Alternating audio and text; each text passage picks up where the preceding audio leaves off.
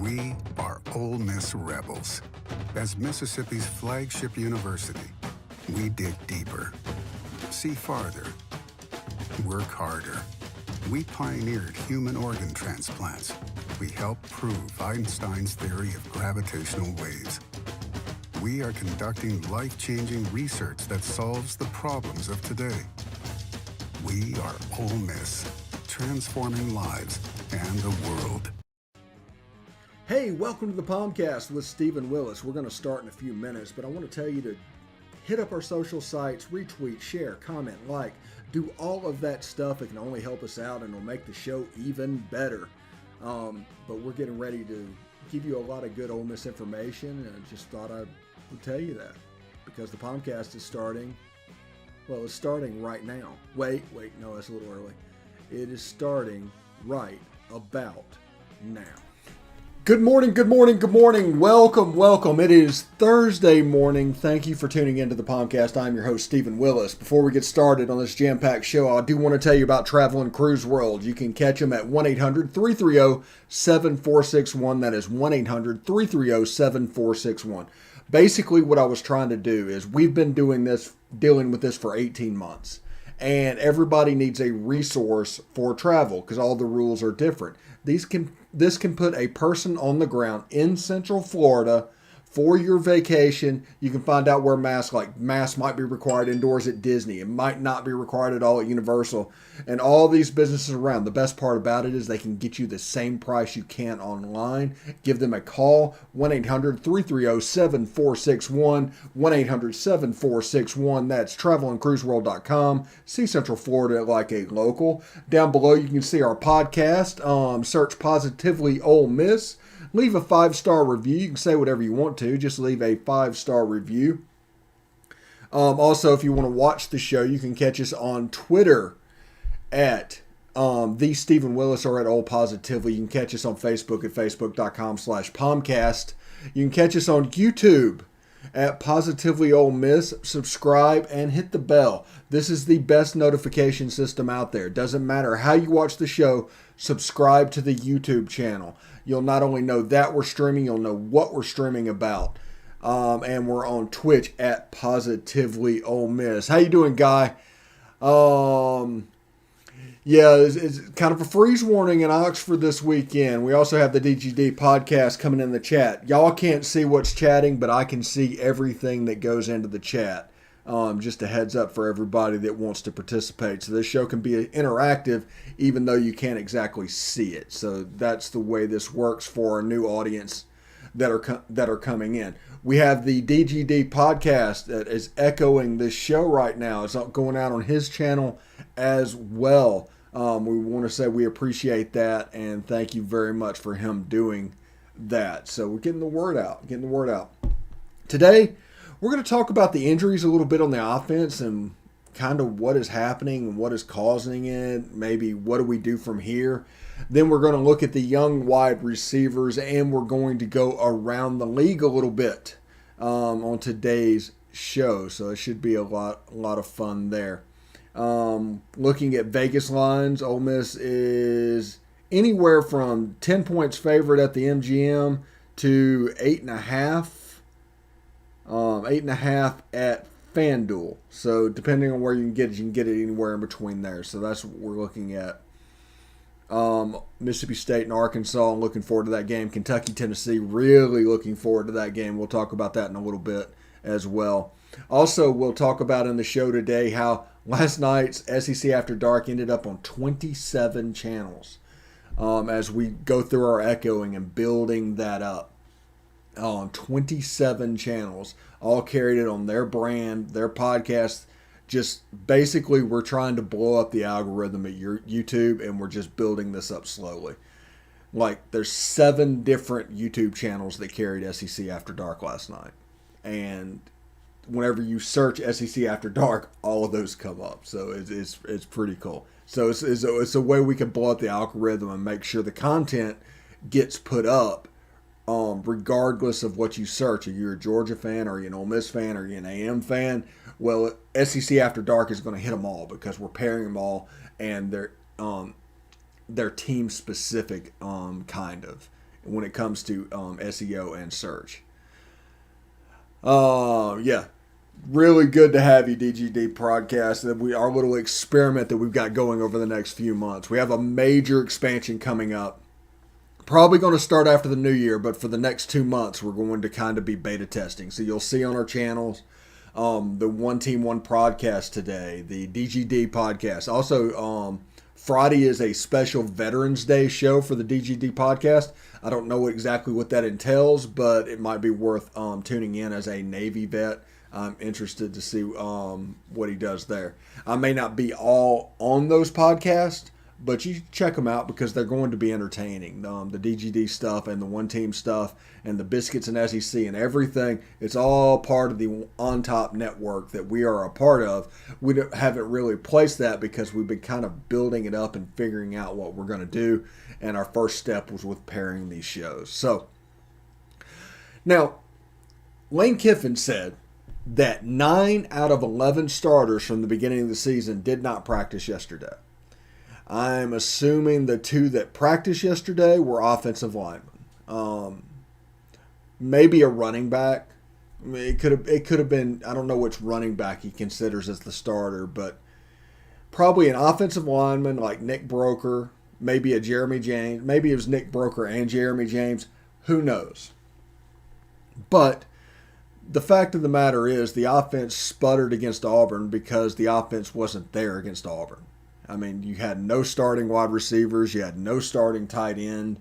All Auburn had to do was concentrating on stopping the run game, and you had a couple of walk-ons running routes, which I'm perfectly okay with that. Casey Kelly is a heck of a player. Ja'Cour Pearson played a great game, but Ja'Cour Pearson, let's just be honest, should be the 4th or 5th option at wide receiver. He should not be your go-to. He's 5'6" or 5'7". He's a little bitty guy. He shouldn't be playing on the outside, but it is what it is because they had to do that. They had to figure out, how do we get our best guys on the field? And because of that, whenever they're trying to in the weeds doing that, they were scared of Auburn. They really were. They weren't going to do anything drastic against Auburn, because Auburn was a team that could beat you. So you end up with, Dennis and Jaden Jackson out playing wide receiver, John Rice playing a ton in the slot. Then you had Ja'Cour on the outside, and it is what it is. Liberty is not really that same animal. So you have a chance to, if healthy. Now I say if healthy because these guys do not talk about injuries. You can find out nothing. Basically, when the game starts, you find out if they're dressed, and then if they play, and then half the time you're wrong. Everybody was really excited last week because Braylon Sanders was dressed out. He played like 4 snaps because he couldn't cut. And because of all of that going, I think Ole Miss should sit down the wide receivers this week. Don Terry or Braylon, Jonathan, even if you're close to being able to play, you're not playing this weekend. We're treating this as a de facto bye week for the people that are injured. And put the young guys in there. I guarantee you Braylon Brown, J.J. Henry, and Brandon Buckhalter would start at Liberty. That's the athletes that are going up there. Now, Liberty's a good team. I'm not saying they're not a good team. But simplify the offense, concentrate on the run game. Rich Rod at Louisiana Monroe beat Liberty. Ole Miss runs the Rich Rod style run game. A lot of that stuff is similar, the same stuff. That's the reason we translate it so well whenever Lane Kiffin came in, because we were already ahead of the curve in zone blocking and things like that. So, my thoughts are just to rest those guys. Get them ready for A&M, or get them as ready for A&M as they get, because if they play against Liberty, that's going to stunt their recovery. It's going to make them a little bit worse. Then all of a sudden Texas A&M becomes an issue. Then all of a sudden Vandy becomes an issue. Then all of a sudden the Egg Bowl becomes an issue. Sit them now. Beware with what it is. It's one of those that is what it is. And I would take this a step further. I would sit Matt Corral. Let him get as healthy as he can get for A&M. Just have him sit up in a leg boot, Because if he plays and takes a hit, all of a sudden you're back in square one with what's going on. We've all had an ankle. We've all had an ankle injury. Our right ankle, our left ankle. We realize whenever you hit it and bend it and tweak it, it kind of sets you back about a week almost. So put him in a walking boot. Let him recover and get him ready for A&M, because that's the important game moving up on the schedule. We should be able to take care of Liberty. Everybody's scared of Liberty. Liberty's a good team. I'm not saying anything different. But Ole Miss should have the talent, even without Matt Corral, to take care of Liberty. With those stable of running backs, feed them. Run some Wildcat stuff with John Rice Plumlee.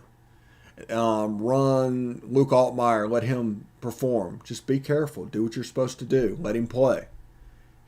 He was the guy that came in and settled the game down against Auburn. If it wasn't for him, Ole Miss would have gotten boat raced on the Plains. I hope everybody realizes that. And that was just a major moment for his development. I can't believe how confident he should be moving into the game. Give him a shot. Let Matt Corral be the emergency quarterback to where he won't even go in unless it's necessary. But handle that.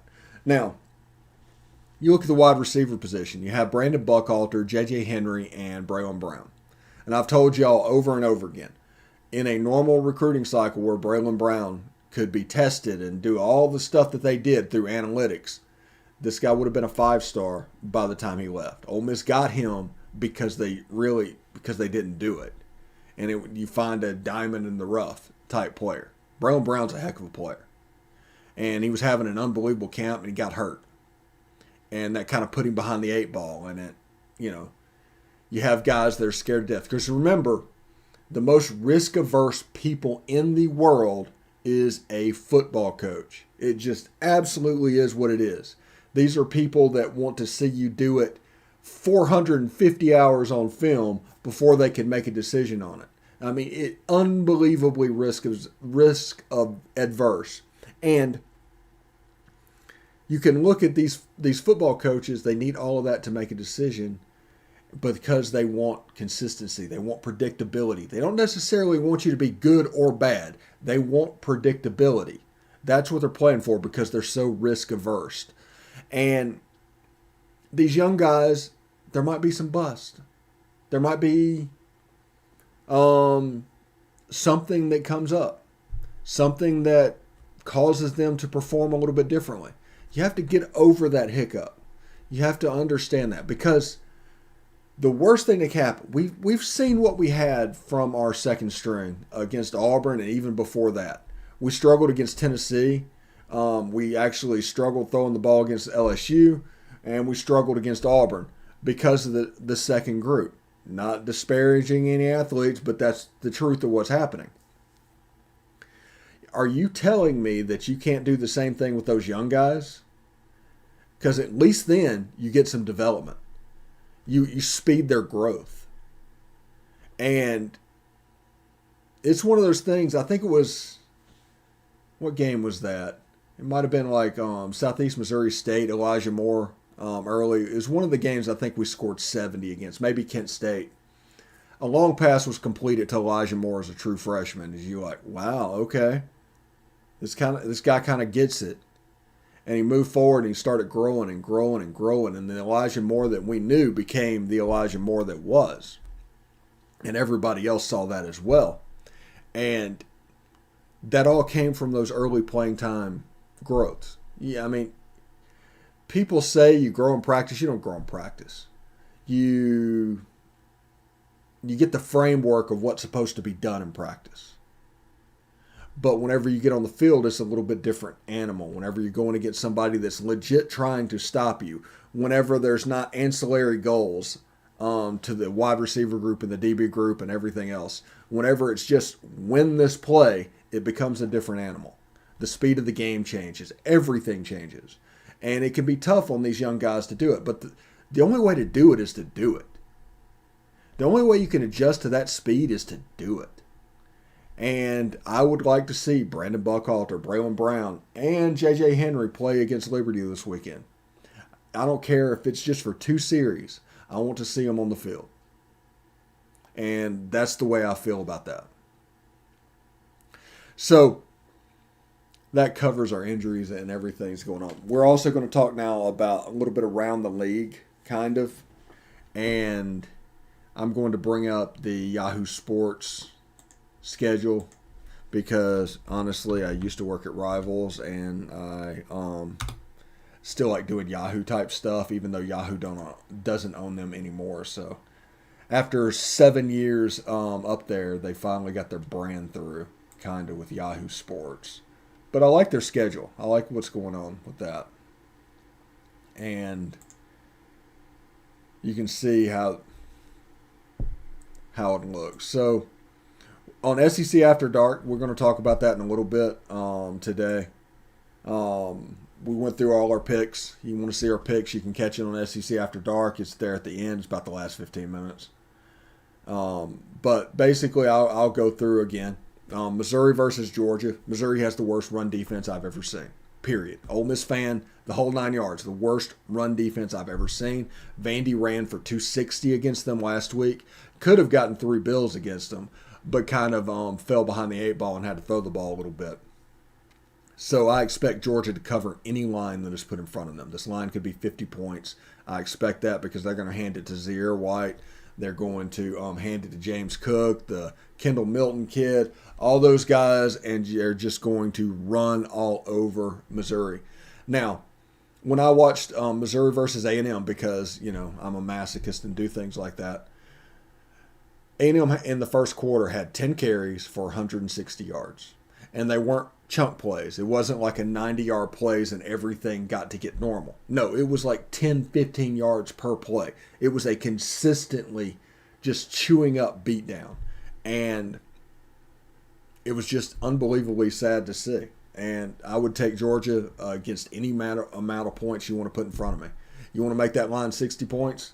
Let's do it. Just because Missouri can't stop the run, and against Georgia, that's just suicide. Liberty and Ole Miss, 11 o'clock on the SEC Network. We've covered this game ad nauseum. I expect Ole Miss to cover this one as well. Texas A&M versus Auburn. Because Ole Miss was so light on offensive players last weekend, I think Texas A&M has a chance to do some really good things in this game. I think A-Chain and Isaiah Spiller are going to have a little bit of a day. And I'm kind of looking forward to seeing this game. Mississippi State and Arkansas. This is a game where I expect Arkansas to get right. This is not rivalry specific or anything like that. But they should be just getting over the Ole Miss loss and the loss of Jalen Catalon, which happened simultaneously. So I expect a good performance by the Razorbacks. A lot of drop 8. Tennessee and Kentucky, take Tennessee straight up in this game. Tennessee can score more than Kentucky. If they both have their foot on the gas, Tennessee can absolutely outscore Kentucky. Hendon Hooker is a criminally underrated quarterback. Alabama and LSU that night is a blowout. Give me whatever the line is against Alabama's favored by. Give me the points. Or not give me the points. Take the points. LSU can be a 45-point underdog, and it's just not going to matter in this game. And Florida and South Carolina, both 4-4 teams. Florida is 2-7 against the Power 5, going back 9 games. I want to say those stats because we're running out of times to do that. Because as I learned from my favorite joke of all time was that the Atlantic would beat Florida before Kentucky did, and Dan Mullen ruined that. And I don't know if I'll ever forgive him for that, but I expect Florida to win. They're favored by 18 points. So that is a look around the league real quick and what you can look forward to. Now, last night we were streamed on 27 channels around the internet on all social medias and as a part of our growing brand around echoing. I'll call it echoing. some people call it pairing. I call it echoing because it becomes our thing. Trying to brand it as that. And we are at SEC After Dark. If you search SEC After Dark 11-3, you end up with like 5 or 6 search results from last night just on YouTube. Now, we did the same thing on Twitter. We did the same thing on Twitch. We did the same thing on Facebook. And it allows us to put our content, basically, we've always been about a shotgun method to content here. We're not trying to get rich. We're just trying to get information that is enjoyable out there. You don't have to hear from agendas. You don't have to hear people that need the content to make money. Everything they do is about making money. And this just provides an avenue that's a little bit different. Tonight we have the One Team, One Podcast. We have, like I said, the Veterans Day show from DGD Podcast showing up. And you're going to start to see a variety of content on our channel. We already had the Biscuits and SEC preview, but other people are picking that up. We're looking somewhere near 30 channels that is going to carry that this week. And we're going to keep growing it. We're going to try and figure out how many channels we can echo at one time. And we're going to work. And in January, we're going to start kind of selling off of it. And basically our idea is that, let's say the DGD podcast wants to sell an ad on Biscuits and SEC. He runs Biscuits and SEC every Friday.